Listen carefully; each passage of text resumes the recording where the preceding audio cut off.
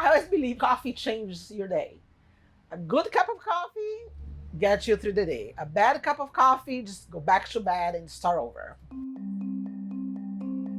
When people ask me about, is it food, is it wine, is it a cocktail? It's all of it. It's how it all comes together. I get to make very close interpersonal connections with people. I get to brighten somebody's day. Well, the craziest thing is I moved from New York in January. I literally started, launched a menu, and then we shut down. I think I toasted like, hey, we're ready for the season, we're ready for summer. And then the next day it was gone. I didn't know if I was an essential business, what the protocol was going to be. We're just in here one day and Richard was like, oh, I'm kind of worried. I feel like this is gonna be a big deal. And then like 2 days later, he's like, we gotta close. We closed before the mandate came down for us to close. We closed about 2 weeks before, thinking that I could get my staff jobs. It's a small business, your employees become your family. So you're responsible for their well-being. Make sure that they have sustainability. Make sure that they know their check will be there. When we came back in May, a lot of businesses were closed already. Large companies like Geico or Publix, everybody was working from home. A couple of daycares closed. People start getting stressed out with money. Are they going to have the disposable income to buy a cup of coffee? It's not something where you just dive into another industry, another career. I had the whole thing going where, you make good money, you love what you do, you have a decent work-life balance. I was a couple weeks away from unlocking 401k options. You don't want to give that up when you're sitting in that position. So I didn't go out and search for work because I held on to a desperate hope that my job would take me back.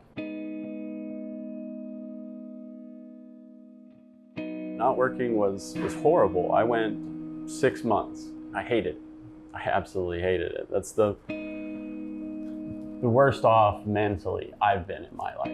I realized a lot of self-worth, a lot of joy was derivative of my workplace. Taking that away, it puts you in this sort of or put me in this sort of dark negative space.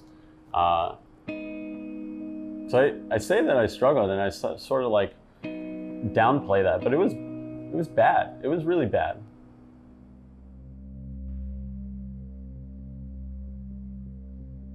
I had a period of time here where I never heard of what night sweats were until I had them. I didn't know what it was like to not sleep for 3-4 days or only sleep periodically. Understanding and feeling success in COVID, that's what's taken away from me. It doesn't matter how good it was today, I have no idea what tomorrow's gonna be like. Still now, we don't have a full staff. There are some people who were terrified to leave their house.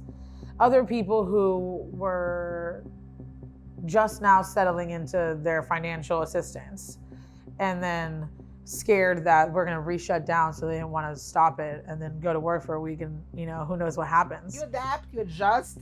You don't make 3 months plan, you make weekly plan. I think what kept me at night was how our community and my customers would react to this. Are we all going to be in a good place?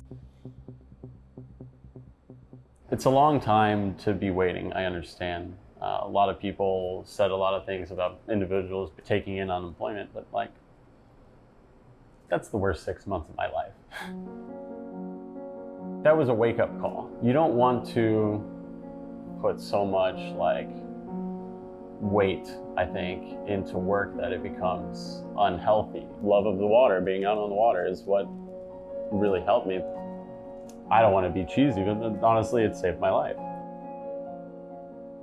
When I lay down in bed, I try to push all those thoughts of, well, this is gonna go wrong, this is gonna bad, I gotta push that all away and go, okay, all of these were good things. To deal with that uncertainty of what tomorrow brings puts a higher level of need for me to be around people. You cannot replace a hug and a handshake.